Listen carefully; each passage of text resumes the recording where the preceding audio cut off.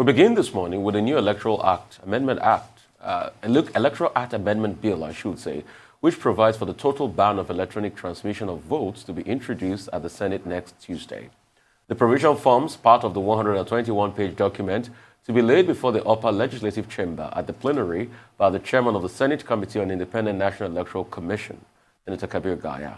The proposed piece of legislation will regulate the conduct of federal, state, and area council elections.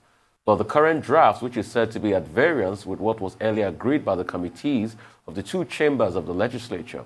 Other parts of the bill are political parties, electoral offences, and determination of election petition arising from election petitions and miscellaneous. The draft bill, a copy of which was cited by a sister publication, This Day Media Group, allows for electronic voting by secret ballot, but ruled out the electronic transmission of votes cast at polling units. Bundu, your take on this? That contentious section 50, subsection 2. And the language around it is that it was snuck in. It was not what was agreed. So people feel, ambushed by this section in the bill. And it is disturbing. You'll recall that INEC had said with the Edo State elections and also Ondo State that they would have wanted to have electronic transmission, but they did not do so because it has not been enshrined in legislation. They don't want problems down the line with the courts, and they're lobbying, they're working with the National Assembly to ensure that that is part of the legislation, only for us to see this. And it speaks volumes about the kind of elections that is being contemplated by our leadership, and it's actually nothing short of disgraceful, quite frankly, because what they're trying to do here is ensure that we never have transparent, credible elections. Yes. And then there's another odious section 88 that now increases the upper limit for presidential elections to 15 billion naira. Why on earth would that be in any kind of legislation in any responsible democracy? That has ruled out swathes of the population, most women, most youths. Governors now are allowed to go as high as 5 billion naira when spending for campaigns. What do you think will happen when they are elected? At that point, who was it that said to whom, Dr. Abati, you might recall, that the presidency of Nigeria is not for sale? Apparently it is. It costs 15 billion naira. Apparently. Yeah, so the presidential of Nigeria is 15 billion naira now with this law, Dr. Abati. First, the question to ask is that how is it possible for a committee of the whole to agree on certain clauses in an important bill, such as the Electoral Act Amendment Bill of 2016, which is supposed to repeal, of 2010, which is supposed to repeal the bill of 2010 and produce Electoral Act 2021, because there are two versions of it. In one version, Section 50, subsection 2, does not talk about electronic transmission being restricted to an open ballot system, because Section 50, subsection 2 talks about an open ballot system. But now in the one that they say has been smuggled in, that is likely to appear before the National Assembly tomorrow, we have been told that now, yes, you can vote electronically, but that the transmission of the result of the vote cannot be by electronic purposes, which is curious.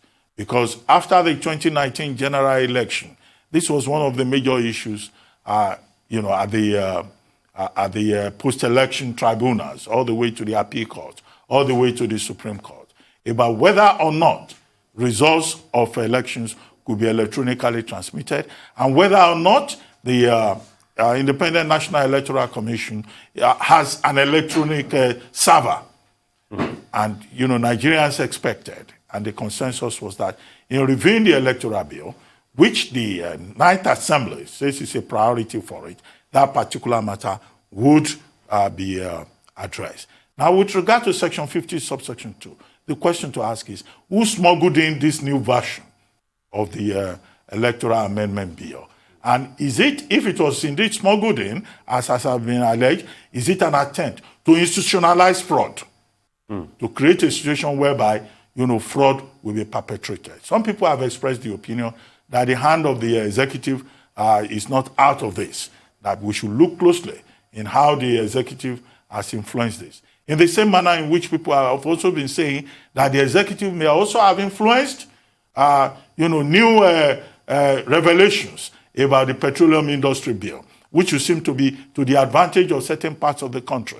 with return to frontier basin, with regard to the definition of host communities, with regard to what percentage of the trust fund will go to host communities, and how that will apply to other parts of the country that are not major stakeholders in the process. So, yes, Dr. Lawan may have promised us that the assembly that he leads, the night assembly, would move very fast with regard to the petroleum industry bill and the electoral bill. But we have seen in both instances questions being raised.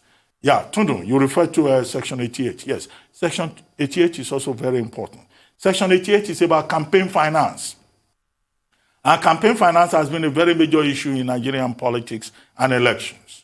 Many of the political parties, even when there are clauses in the Electoral Act requiring them to give a report, to be accountable in terms of how campaign finance has gone. Now, all of a sudden, we've been told that to be a president, you need 15 billion. To be a governor, you need 5 billion. All of this will just exclude people. If we're practicing a representative democracy, then, of course, you don't exclude people. You don't alienate critical segments of the community by raising the bar with regard to campaign finance. And that's a critical issue that I think the lawmakers will look into, because the issue is now in the public domain. I don't know whoever blew the whistle on this. I don't know whoever, decided to leak the version of the electoral bill that was prepared nicodemously. But now that it is out there in the public domain, I think it is appropriate, it's legitimate, it is reasonable that questions are being raised. As to electronic voting, I think we also should raise the question that should anybody be surprised that the National Assembly of Nigeria is not committed to transparency, even in terms of their own processes. We don't have electronic voting on the floor of the National Assembly of Nigeria.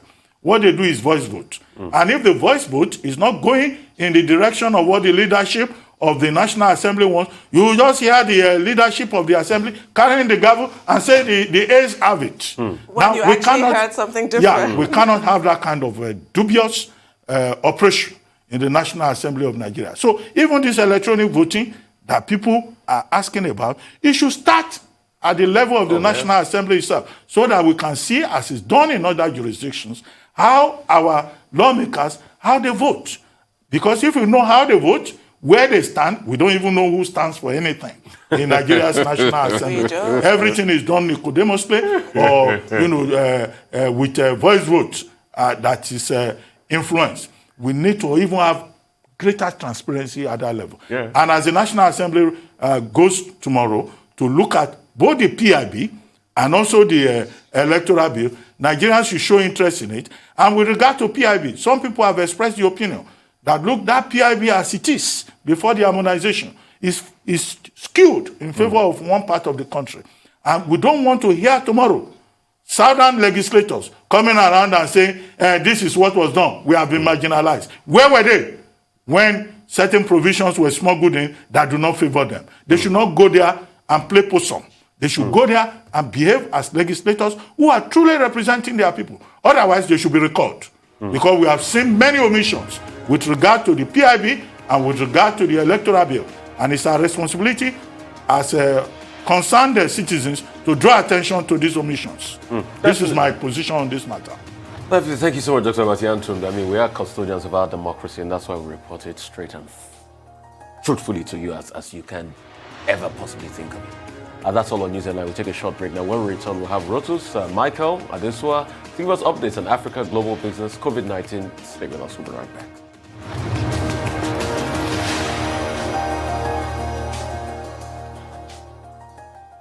Welcome back to the morning show here on Arise News. Now to a global business update. Michael Wilson joins us from London. Good morning, Mr. Wilson. Good.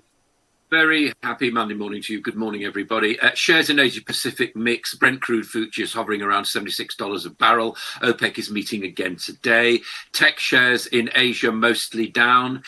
Shares of the Japanese conglomerate SoftBank also plunged 5% because China has suspended use of the Didi app. It's the ride-hailing app, and because it's saying it illegally collected users' personal information. Just after the IPO on the New York Stock Exchange. So that's caused a drop in most tech shares this morning, worried again about this regulatory stance that China is actually taking. I got a story for you about electric cars in China.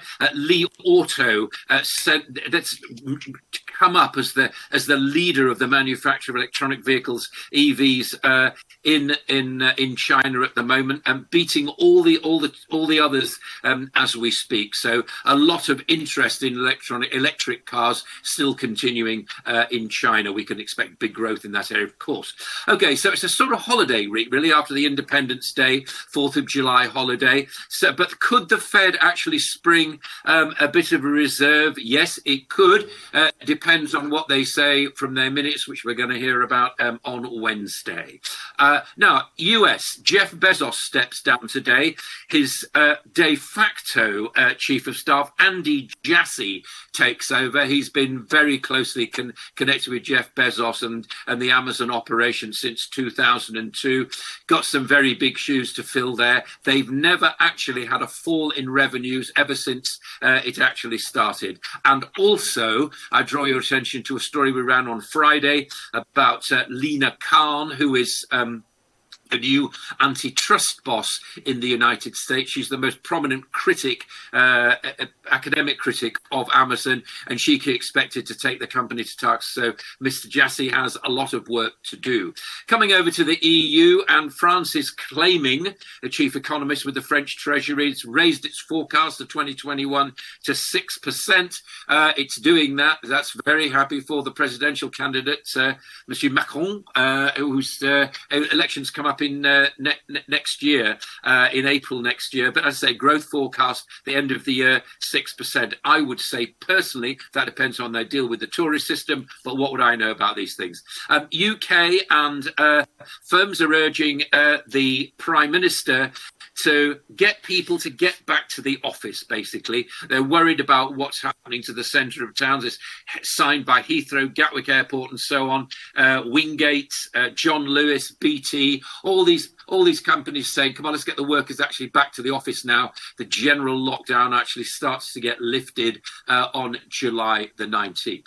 Now, I know that Morrison's is a bit of, you'll think this is a bit of an old story from a day or so ago. However, it's illustrative. And also, so what we were seeing was that supermarket chain Morrison's was going to be taken over by a 6.3 billion bid from a US investment group called Fortress. That happened over the weekend. They agreed to that. And just this morning, another US private equity group called Apollo has come in. I don't know what actually they're bidding for it at the moment, but the reason that I mention it is not just because of the breaking news, but it's basically about private equity having a look, US private equity having a look at British companies, particularly like Morrison's, been purely brilliantly led over the pandemic, all the rest of it, big online preference and so on. But they're looking at them thinking, well, they're going to be fairly cheap. So they're coming in for them. We can expect a lot more action as far as that's concerned. And finally, I want to talk to you about oil, because there was no agreement on the Friday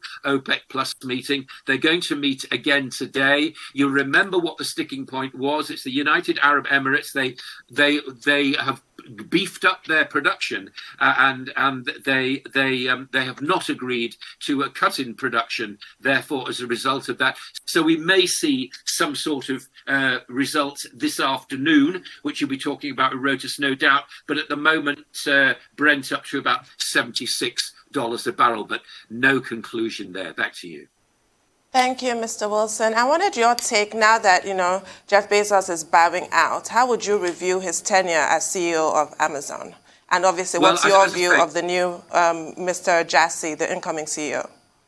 Okay, so I think that there will be no change as far as Mr. Jassy is concerned, because he was aide to camp since 2002 with Jeff Bezos.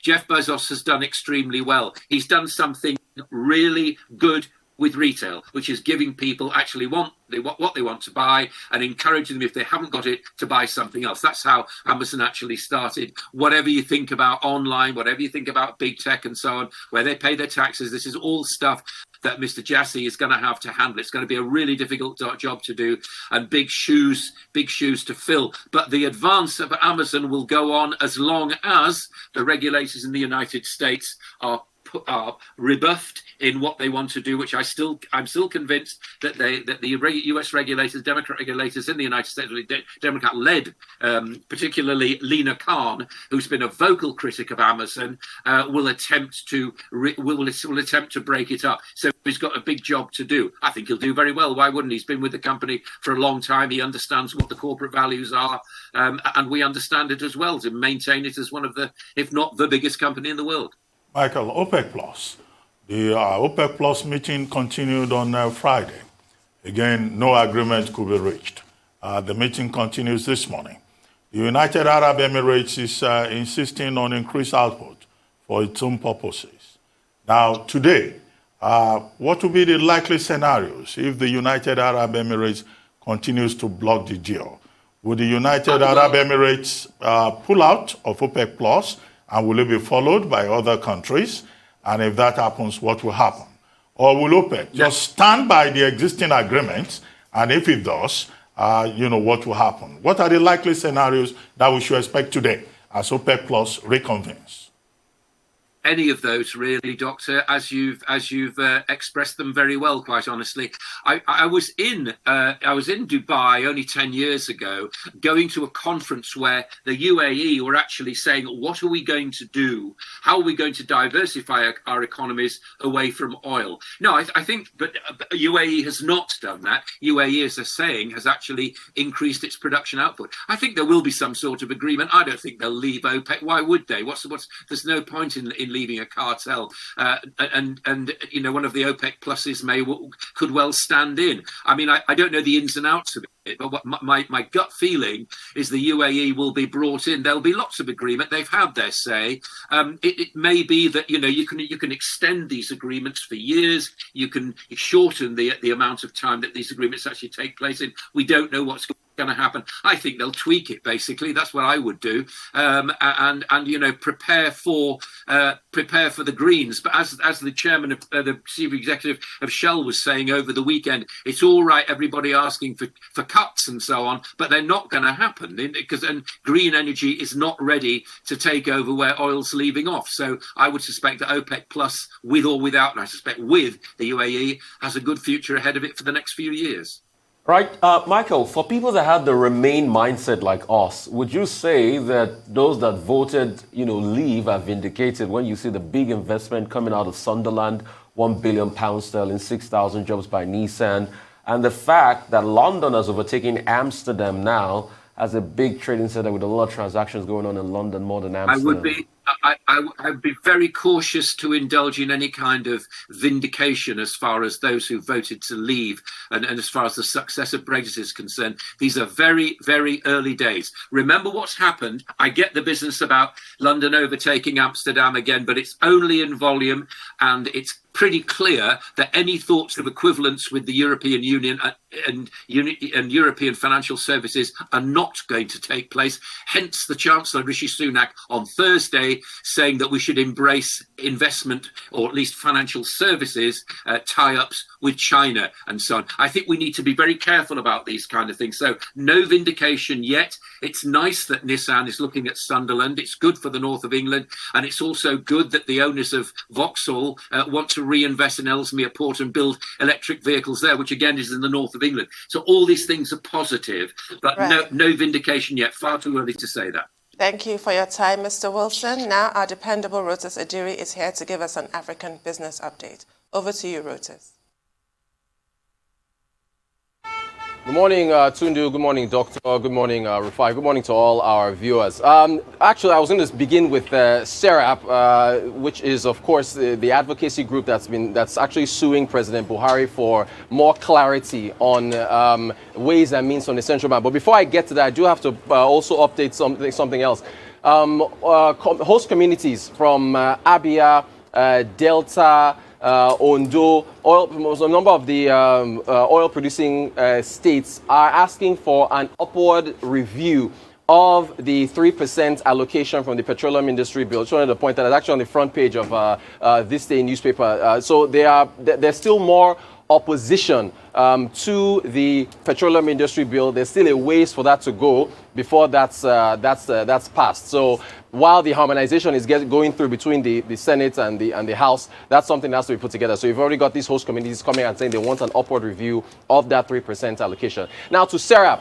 SERAP, of course, is suing President Buhari for basically the amount of ways and means that have been received from the Central Bank of Nigeria since about May of 2015. And it amounts to about 9.7 trillion naira, about 25 or 26 billion dollars. SERAP is asking for more transparency when it comes to debt management in Nigeria. And what they're saying is that they filed these suits in the High Court in Abuja. And what they're saying is that they want the president to come forward and give more details on what the ways and means, what the overdraft that has been extended from the central bank to the federal government of Nigeria. They want more details on how it's been spent.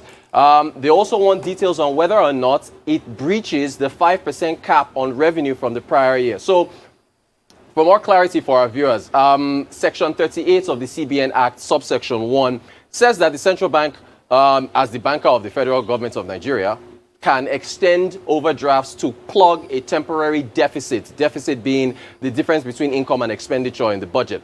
Now, subsection 2 of Section 38 of the CBN Act says that it cannot be more than 5% of the previous year's revenues. Nigeria's revenues, 2020 revenues in 2020 was 3.9 trillion. 5% of that is 197 billion naira. So SERAP is saying that President Buhari has to come forward and say, did you breach that 197 billion or not? Subsection 3 of the CBN Act, Section 38, says that those funds have to be paid back in the financial year in which they were extended. They're saying that no promissory notes are to be used, no other form of IOUs. They need to be paid back that particular year. So SERAP, and also the Financial Responsibility Act in the Constitution also says that funds that are borrowed or by the federal government should be used for human capital development and also for capital expenditure.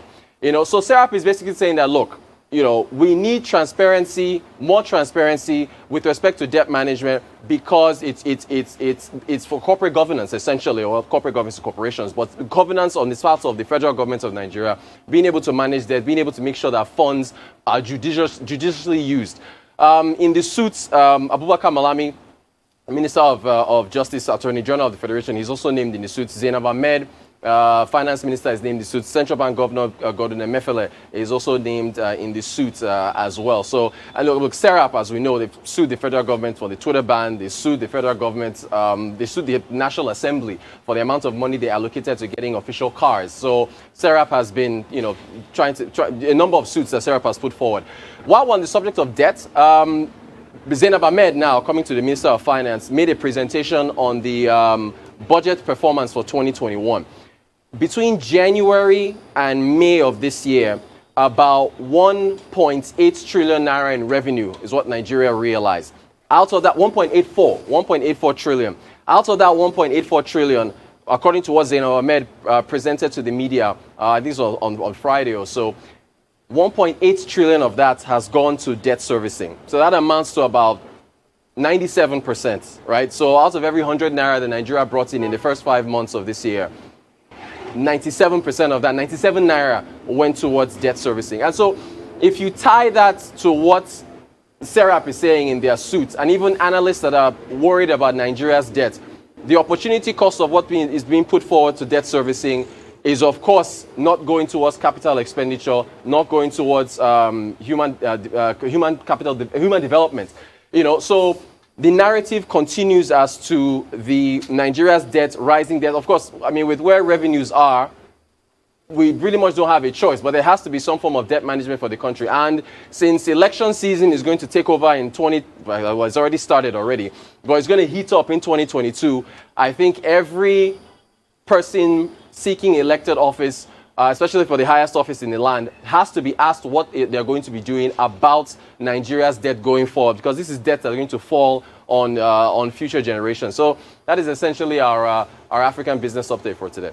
Well, let's start with the narrative about debt. You recall that there are many Nigerians, notably the former Sultan of Kano, Sanusi Lamido Sanusi, also Mr. Peter Obi, and I think also Mr. Bismarck Rewane, and others who have always said, look, Nigeria's problem is not debt to GDP ratio, that the main problem is debt to revenue ratio. And here you are saying that, yes, within 5 months we made 1.84 trillion. And out of the 1.84 trillion naira, we used 97% of it to pay debts.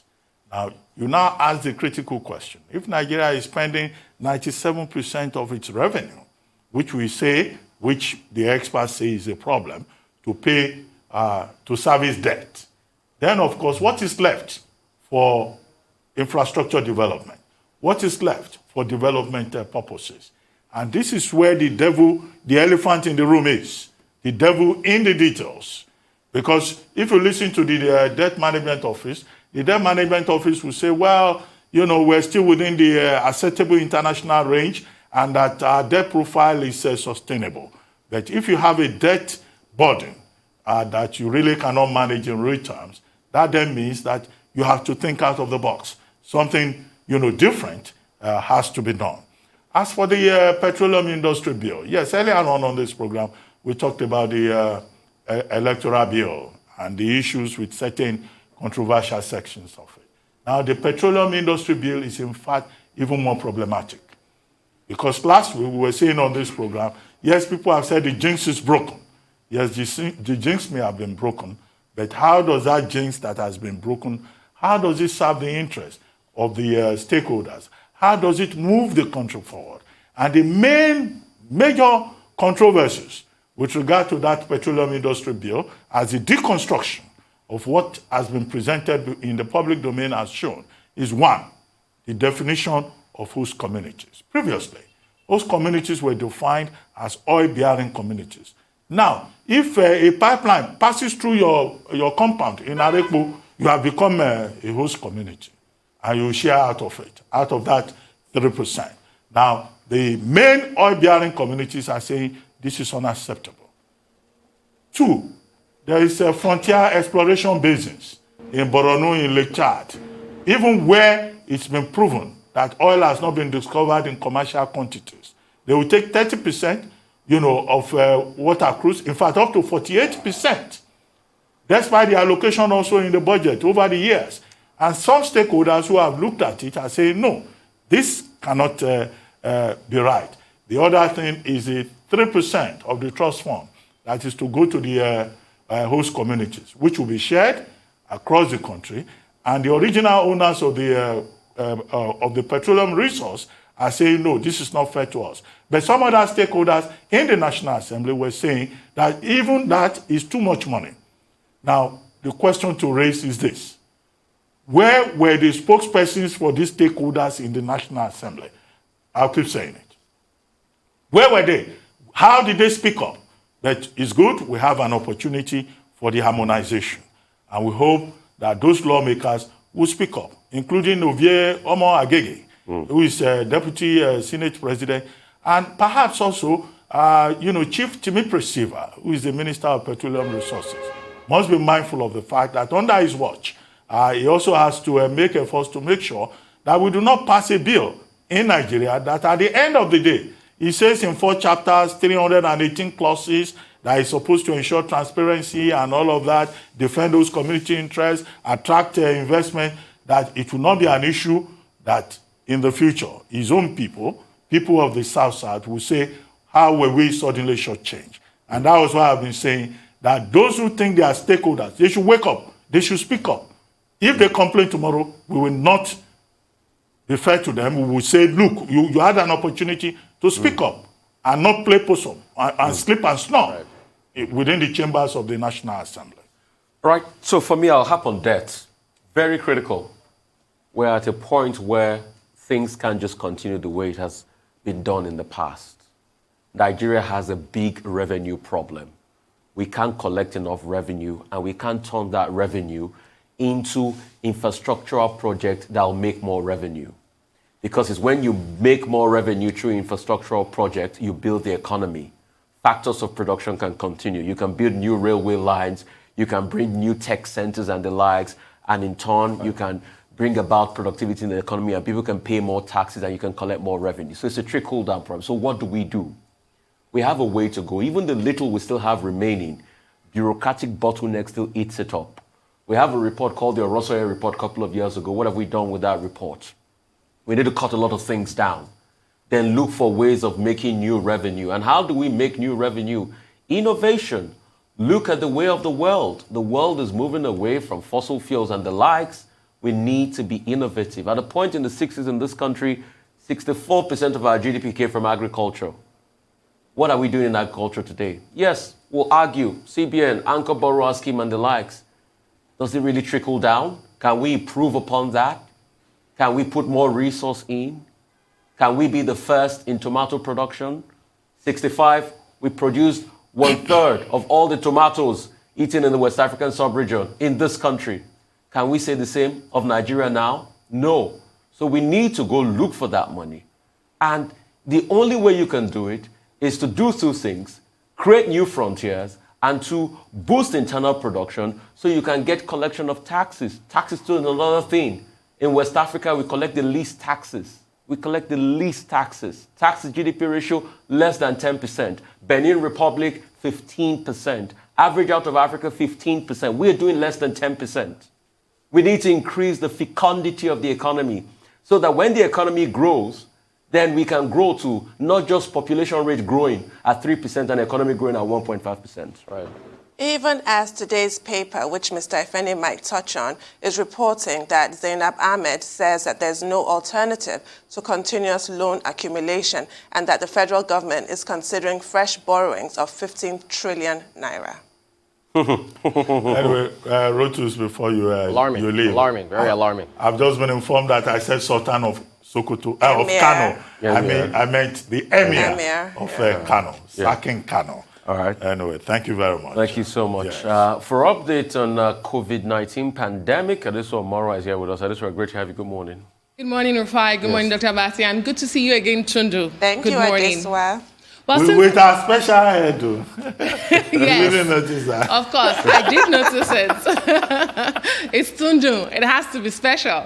Anyway, since the last time we spoke, guys, there have been at least 1 million additional new infections of COVID-19 globally, bringing the total to over 183 million. The World Health Organization says the Delta variant has been found in 98 countries and regions and continues to evolve and mutate. So it's driving the cases up across the globe. Meanwhile, COVID deaths globally near 4 million. You have that on your screen. At the moment, it's 3.977121. Over the weekend, we saw the most deaths coming from Brazil, India, and Uganda. Vaccination globally has surpassed 3.1 billion doses. China leads with the global count with more than 1.29 billion jabs, followed by India, which has done 351.22 million jabs. Now, most COVID vaccines available are administered in 2 doses, except for the Johnson & Johnson vaccine. So the number of shots given is not the same as the number of individuals fully vaccinated. Let's come to Nigeria here, where 56 new cases were recorded in Nigeria. Lagos alone posted 47 of those 56. Vaccination also continues against the virus in Nigeria. So far, over 1.3 million people have received the second dose of the AstraZeneca vaccine. A reminder that the figures for the first dose is also on the rise because vaccination was opened up for those aged 18 and above who would like to be vaccinated. In total, well over 3.5 million doses of the AstraZeneca has been administered in Nigeria. On the right side of your screen is a breakdown by states. At the moment, Lagos State has administered majority of those doses. But when you look at it in comparison to population of the state, it might not be that way. Now, in line with the third wave prevention strategy of Lagos State, the government is leaving nothing to chance with the forthcoming burial of a popular clergy, Prophet TB Joshua, who died on the 5th of June this year. The state's Commissioner for Health, Professor Akin Abayomi, led a team of officials on an inspection tour of the church's facility to make sure it is COVID-19 compliant. Let's listen to what he had to say after that tour. Well, so first of all, on behalf of the Lagos State government, we want to offer our deep condolences to the family of the Prophet and to members of the congregation. The Prophet was a very significant personality with a large following, and in this very precarious times that we're in, with a global pandemic that is evolving dynamically. So what we now know is that there are different strains of the virus circulating around the world, and Lagos State has a very strong third wave prevention strategy. And the likely cause of a third wave is going to be an importation of visitors who are infected with the virus. And so we are particularly careful about working with the synagogue to make sure that we have a collaboration that will reduce the opportunity to zero of us either importing a virus or even allowing somebody who is positive to interact with the community. Well, the Commissioner for Health in Lagos State, Professor Akin Abayomi, he also says that there are some areas of infection prevention protocols that require strengthening, and they will ensure that those areas are strengthened before the burial. Let's go to Israel very quickly, where the country is in talks with other countries about a deal to unload its surplus Pfizer-BioNTech COVID-19 vaccines. These doses are said to expire by the end of this month, according to Health Ministry official.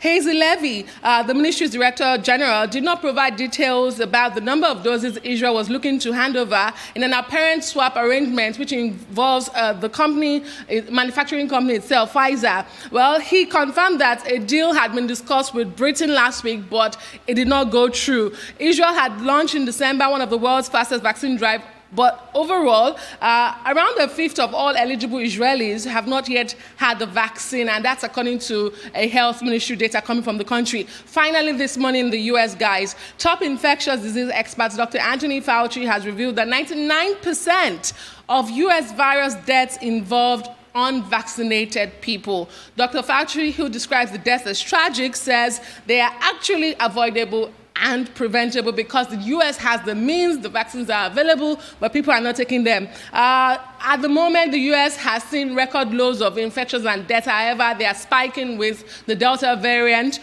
This comes as President Joe Biden, of course, celebrated U.S. Independence Day yesterday with an upbeat assessment of how far the country has come in tackling the COVID-19 pandemic. Well, Adesua, thank you for all of these stories. First, let's commend the Lagos State government, the Ministry of Health in particular, led by Professor Akin Abayomi, trying to show interest in the burial of the late Prophet Temitope Joshua. That has been scheduled for July 9 to 11, from July 5 to 11. Yes. And during those, days, there will be a day of tributes, there will be a candlelight procession, there will be a Thanksgiving on 11th, the interment itself on July 9. And the point made by the Lagos State team is that this is one burial that is likely to attract people from different parts of the world. And, across the world, you have all kinds of variants, from alpha to gamma to beta, and some of these people, they may find their way into Nigeria. So it's good to hear that protocols have been put in place. Lagos being one of the most proactive states in terms of tackling the COVID-19. And this is part of their, what they call a third wave mitigation strategy. Yes. And I think that, Lagos State is doing well.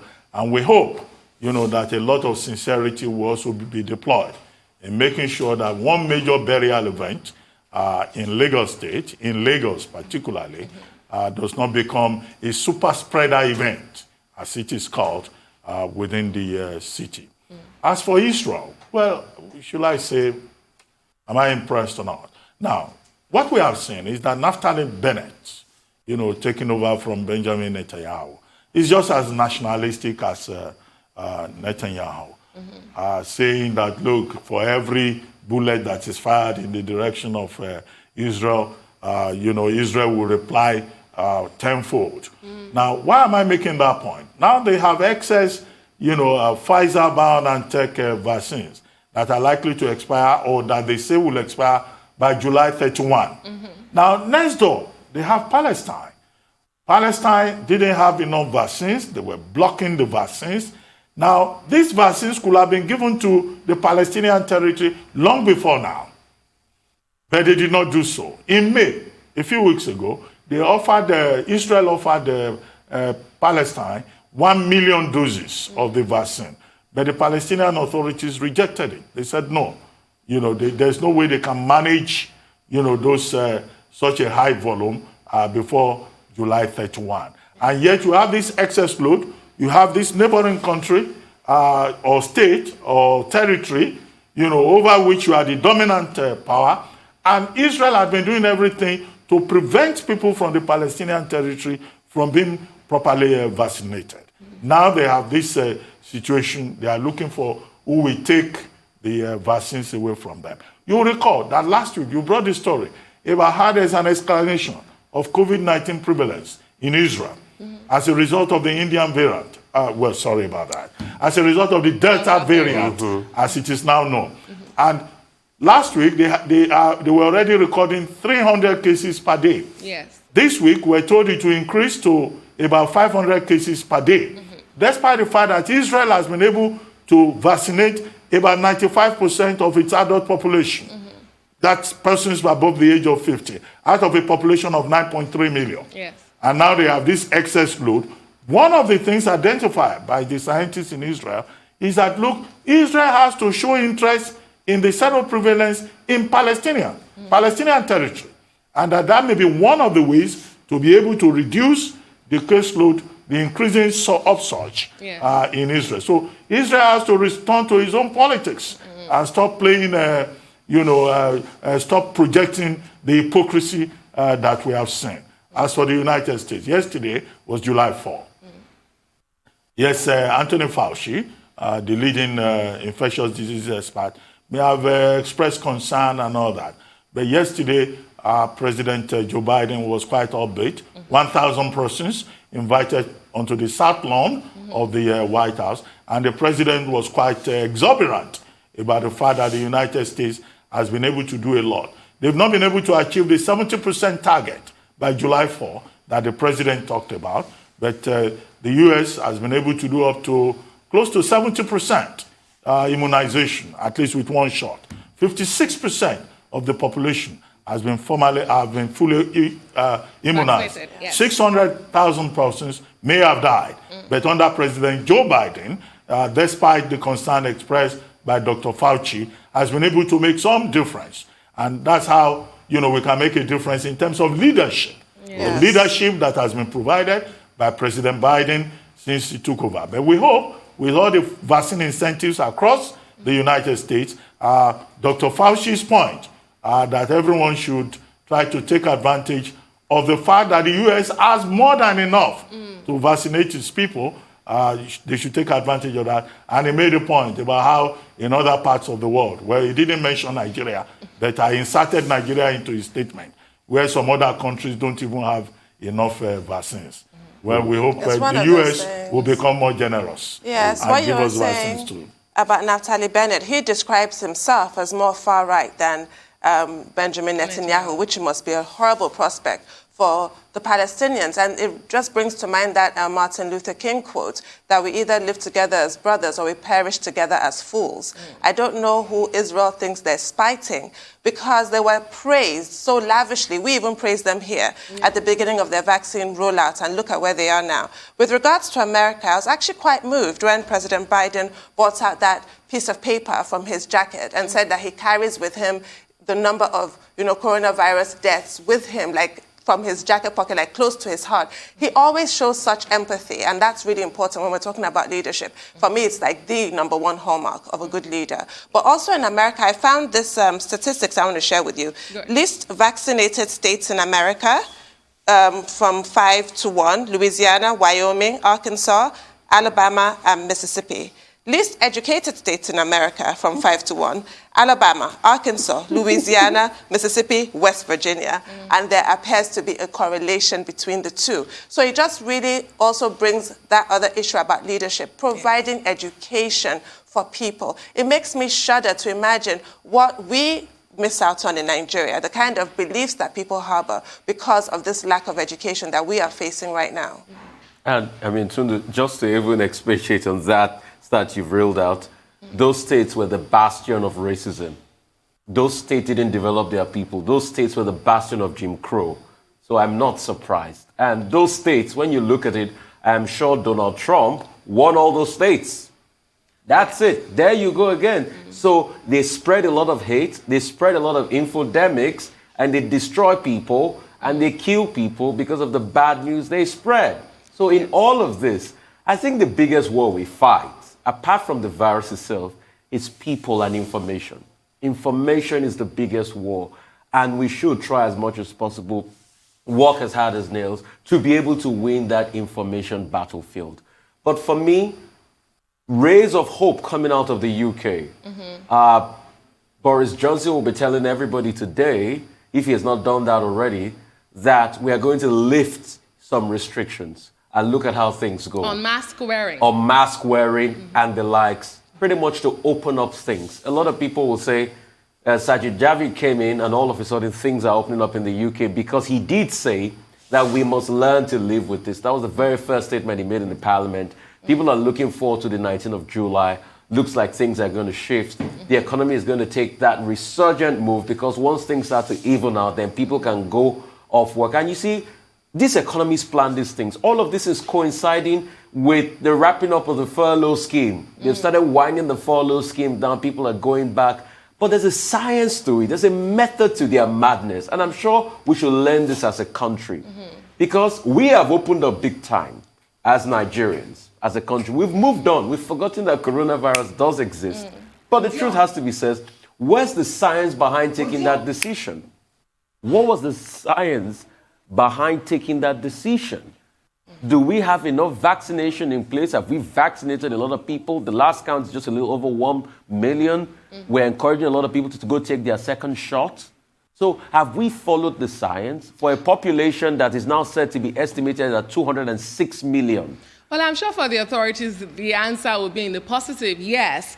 Because last week we were told that our positivity rate remains at just 1%, despite the level of testing which we have been doing, That's which is between 40 to 50,000 weekly. I'm not holding breath for them, but I'm just saying what their response has been. Before you go, Adesua, yes, there's something that's been making the rounds in the form of video.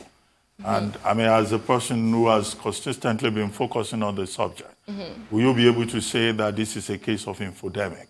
I've seen quite a number of videos meant to promote vaccine hesitancy, showing that, look, after you have taken the vaccine, you know, that spot, the injection point, becomes magnetic.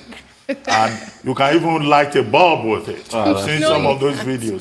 So I tried it. It didn't work. But you never know. You know what the science is saying to the people. You know, so is this infodemic or you have any kind of confirmation? Very simple answer. It's infodemic. Dr. Batty, thank you for going ahead to try it. We've also had a colleague who went all the way to buy a bulb to demonstrate here in the office.